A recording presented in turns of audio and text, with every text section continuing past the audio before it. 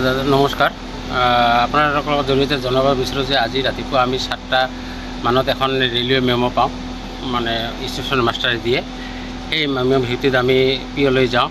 পিঅ'টো হৈছে আমাৰ railway kilometre 276/89। তাতে আমি এটা অচিনাকি মৃতদেহ উদ্ধাৰ কৰোঁ। অচিনাকি মৃতদেহত মানে কাপোৰ কানি একো নাই। অলপ দূৰত আমি এখন গামোচা আৰু লগতে এটা গেঞ্জি পাওঁ।